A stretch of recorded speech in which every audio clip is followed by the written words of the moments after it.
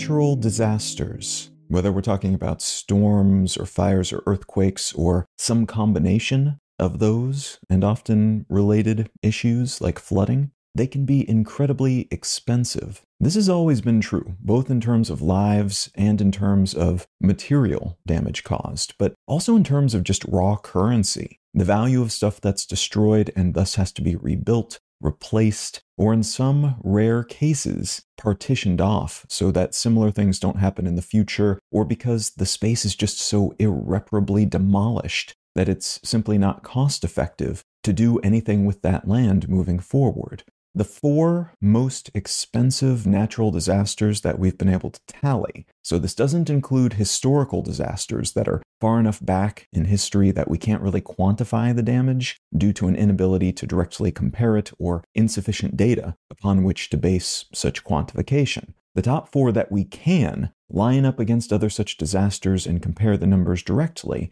are all earthquakes. The earthquake in Japan in 2011, that in addition to causing a lot of damage unto itself, also caused the disaster at the Fukushima nuclear plant, tops this list, with a cost at the time of around $360 billion, which would be nearly $490 billion in today's dollars. The second most expensive natural disaster is also an earthquake in Japan, this one hitting a region called Honshin in 1995, causing about $200 billion worth of damage in mid-90s money, which would be about $400 billion today. And the third was an earthquake not too long ago in 2023, the quake that struck along Turkey and Syria's border, causing something like $160 billion in damage. The fourth costliest natural disaster hit China in 2008. That quake causing around $130 billion in damage, which is about $184 billion in today's money. These disasters also caused a lot of casualties and deaths. About 20,000 people died in that most costly nuclear incident triggering quake, while nearly 88,000 were killed in that fourth most costly Chinese one. The Great Honshin quake, in comparison, led to somewhere around 6,000 deaths, which is still just a staggering human loss, but it's an order of magnitude less than in those other comparable disasters, which hints at the trend we see with these sorts of events. The scale of wounded and killed does not necessarily correlate with the scale of costs associated with damaged and destroyed infrastructure and other assets. The costliest natural disaster in U.S. history, as of the first week of 2025 at least, was Hurricane Katrina back in 2005, which all but destroyed the city of New Orleans and much of the surrounding area, causing around $125 billion in damage, which is equivalent to about $195 billion today. But it only led to around 1,400 deaths. Again, all of those deaths are absolute tragedies, and any disaster that causes that many deaths is an historical event. But looking at the raw numbers, that is actually a shockingly low figure compared to the sum of the monetary damages tallied. It's actually remarkable as few people died as did looking at this storm and its impacts through that lens. What I'd like to talk about today is another natural disaster, this one ongoing as I record this, that looks primed to take the record of most costly, in terms of money, U.S. natural disaster from Katrina, and some of the implications of this disaster.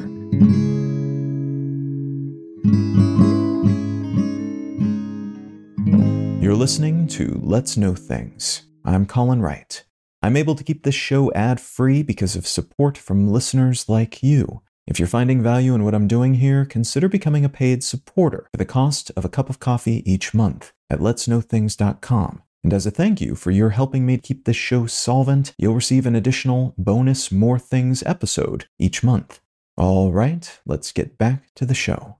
Part of why disasters in the United States, natural or otherwise, tend to result in fewer fatalities than comparable disasters that occur elsewhere is that the U.S. is a very wealthy country with relatively high quality and widely dispersed infrastructure. There are quibbles to be voiced about that claim, as many recent reports indicate that said infrastructure is not terribly well maintained, and that the country's healthcare setup and relatively low pay and support for the sorts of people who save lives and rescue victims in the midst of such disasters raise questions about how long this will continue to be the case. Some of these high-quality systems are somewhat fragile, in other words, and won't necessarily always perform at the level they arguably should, based on how expensive they were to implement. That said, in general, when need be, U.S. government institutions, federal and regional, are capable of throwing money at issues until they mostly go away, and they have a lot of decent resources to leverage when need be as well. Americans in general also have reasonable amounts of resources personally to call upon, on average at least, when they need to flee town and stay elsewhere for a while, until a storm subsides, for instance. This is all on average, and we tend to see the gaps in that generality when disasters hit. And Katrina is a perfect example of this disaster-illuminated dichotomy, as a lot of the country's least well-off people, who have arguably been let down by various systems and their government in various ways, were unable to do what everyone else was capable of doing and were thus stuck in ramshackle and at times dangerous accommodations, and in some cases were not rescued because of the nature of the infrastructure that was meant to help protect them, but which was ultimately incapable of doing so. Other people were shuttled by those entities to other parts of the country while the disaster was being handled, and some were simply never brought back. It was all a pretty big scandal. Looking at the averages, though, the U.S. tends to experience disasters that are more expensive in terms of money than lives, because there's more costly infrastructure in place, more valuable assets owned by pretty much everyone, compared to many other nations around the world at least, and folks in general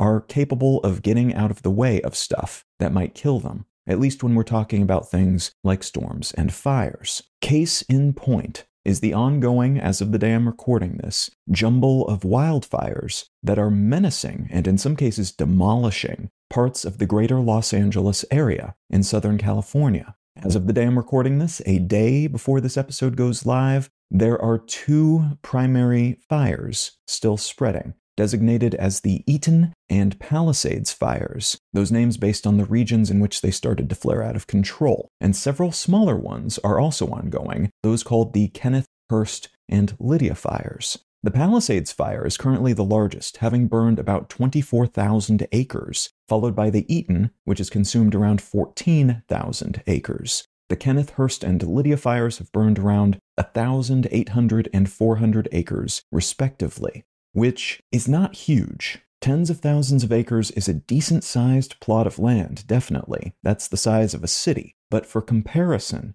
the Smokehouse Creek fire that burned through parts of Texas and Oklahoma in 2024, and which became the largest wildfire in Texas history, consumed more than 1,100,000 acres. The Park Fire, which plagued Northern California in mid-2024, is the state's largest ever arson-caused fire, and it consumed nearly 500,000 acres. So a total of just 40,000 acres or so for this new collection of fires, so far at least, is piddly within that context. The difference here is that both of those other fires consumed mostly, though not entirely, undeveloped land. And such land, while absolutely not valueless, is not the same kind of asset in terms of dollars and cents as heavily developed with homes and businesses and electrical cables and roads and other such infrastructure land tends to be. These new Southern California fires are smaller than those other big-name wildfires then, but they are also consuming some of the most well-developed and expensive real estate and the properties and other assets built atop that real estate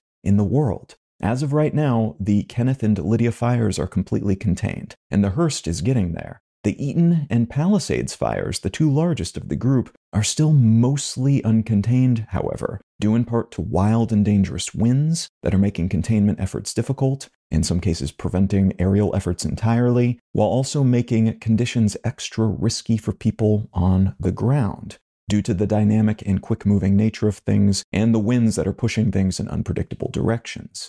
given all of this, and again, given that these fires are burning homes worth tens of millions of dollars, located on coastal land that in some cases is worth about the same, all unto itself, it is perhaps no surprise that analysts are already projecting that these fires could cause something like $50 to $150 billion in economic losses. And for comparison, the aforementioned Camp Fire in Northern California, which also consumed some fairly expensive homes and real estate, in addition to the undeveloped parkland it consumed, only tallied about $30 billion in damage all told, while the fires that hit Hawaii in 2023 added up to just $5.7 billion. Of that $50 to $150 billion total, it's estimated that around $20 billion will be covered by insurance, which represents an absolutely staggering loss for those without any or without the proper level of insurance, but also potentially represents a big loss for the residents of California, as the state has an insurance of last resort scheme called the FAIR Plan, which is a privately run but state-created entity that serves those who cannot find insurance via conventional private insurers, as many of those insurers have pulled out because this is such a high-risk area. And often, though not always, this means those customers are in areas that are too expensive or too risky for traditional insurance companies to operate in. In practice, that usually means insurers of last resort have a portfolio full of risky bets, and the plans they offer are more expensive than usual and tend to provide less coverage and benefits than the conventional stuff. In these sorts of situations, though, we have a whole lot of risky bets that have all suddenly come up snake eyes all at once. This FAIR Plan suddenly having to pay out tens of billions of dollars to their customers in these risky areas. And between 2023 and 2024, the number of homes in the very expensive Pacific Palisades area, which is high risk for wildfires, nearly doubled to around $6 billion of covered assets in that zip code alone. It has been estimated that the plan could have something like $24 billion in total losses from this cluster of ongoing fires. The FAIR Plan is not government funded. Instead, if it runs out of money because of high levels of payouts, private insurance companies foot the bill, which will place further strain on those insurance companies, which are already expected to be hobbled by losses across the region because of these fires. But that also then raises insurance prices for everyone else in the area moving forward, which could further inflate already inflated expenses for the state's tens of millions of residents, while also possibly incentivizing businesses to move elsewhere because of those high insurance prices, which would reduce tax flows to state coffers and over time could cause even more financial problems.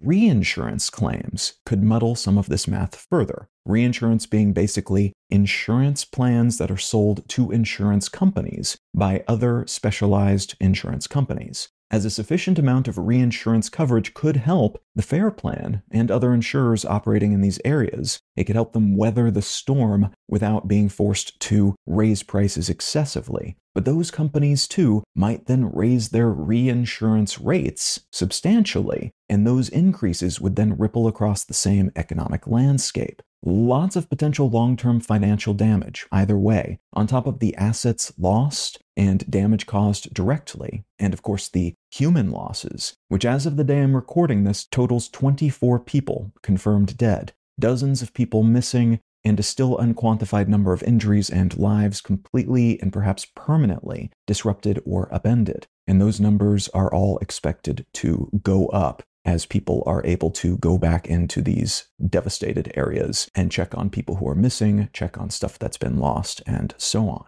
This whole situation, these fires, are also complicated by many external factors. The climate is one such factor, as 2024 was the hottest year on record, the first one we've experienced as a species above that now famous 1.5 degrees Celsius beyond pre-industrial levels milestone. That figure, that average, will fluctuate day to day and even year to year due to all sorts of variables, but the big picture here is that the global water cycle has changed because global average temperatures have been nudged upward. And that's causing a lot of upsets to local infrastructure and ecosystems that have always, since we've been here at least building stuff, relied on that cycle, functioning in a certain way and within a certain spectrum of operation, within certain bounds. Now that we have defied that spectrum, we are finding ourselves with more extreme disasters of all kinds, but also more extreme and dangerous and damaging and deadly repercussions from those disasters, because the things we did to ameliorate them previously no longer work the same way either. So California, especially this part of California, has been even drier than usual, and the way the state used to prevent the spread of wildfires no longer works the way it used to work, a climactic issue that's being compounded by issues with the systems that we have clung to, despite the problems they're meant to address having evolved substantially since those solutions and fail-safes were originally developed and deployed. This situation is also complicated by the fact that Southern California, and especially the LA area, is a hotbed for global entertainment, and that means a lot of wealth concentration. Lots of people are scrambling to buy and build homes with beautiful coastal views in this area, and the fact that these areas are high risk for wildfires, and increasingly other disasters as well, doesn't really matter to a lot of these people because rich folks want to be in the area around all this activity and other wealth, and it's generally understood that wealth can make you immune to a lot of these sorts of things, at least most of the time. That immunity is no longer such a given, though, and that high concentration of expensive assets means that even a relatively small fire can cause a hell of a lot of damage in a relatively short time. The same general collection of properties also means this region has a lot of landmarks that are at high risk of destruction and which are increasingly expensive to maintain and protect and repair. And it means the world is watching to a certain degree as celebrities flee their homes and influencers report the beat by beat of their evacuations, which in turn means there's plenty of incentive to spread misinformation, either out of a desire to participate, to be involved in this situation, or because of honest ignorance, or for political and ideological reasons, wanting to paint the local government as incompetent, for instance. At the moment, folks in the area are suffering from periodic power outages, largely due to local utilities shutting down a lot of their services in afflicted and potentially fire-prone areas in order to avoid starting new fires, their power cables and high winds sometimes combining in such a way that fires become more likely even in non-pressure cooker-like moments. And the air quality in the area is absolutely abysmal, leading to the shutdown of schools and some businesses, and also a lot of localized health issues. Some areas have run out of water, apparently due to issues with reservoir infrastructure, and one of the two firefighting planes the local authorities have been using to douse the fires when the wind conditions allow has been grounded for repairs after colliding with an illegally flown drone, the operator of which was apparently a paparazzi trying to capture photos of celebrity homes, either being consumed by fire or somehow avoiding such a fate. Again, this is a fast-moving story, and a lot is changing day by day, moment to moment, but at the moment, it's looking like this could become the most expensive natural disaster in U.S. history. And while local authorities are making progress in halting these fires' spread, the damage that's been done already has been substantial and could have a whole lot of knock-on effects for individuals and for the state and country's economy for years to come.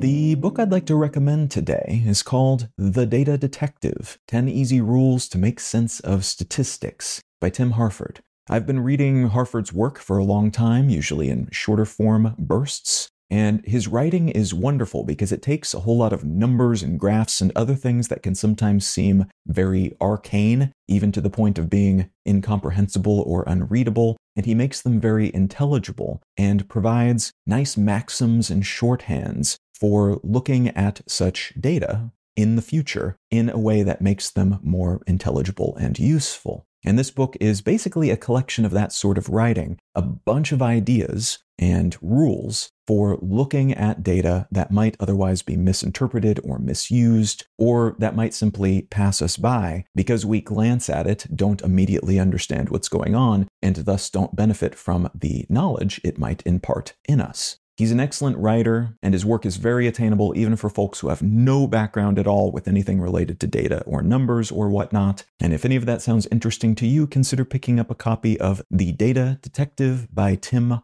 Harford. Let's Know Things is a listener-supported show. I don't make any money from ads, only what listeners contribute by becoming paid supporters at letsknowthings.com. If you're not in the position to become a paid supporter at the moment, consider leaving a quick review wherever you get your pods. Those help get the show in front of more people and lend a hint of credibility to independently made shows like this one. A huge thanks in advance, whatever shape your support might take.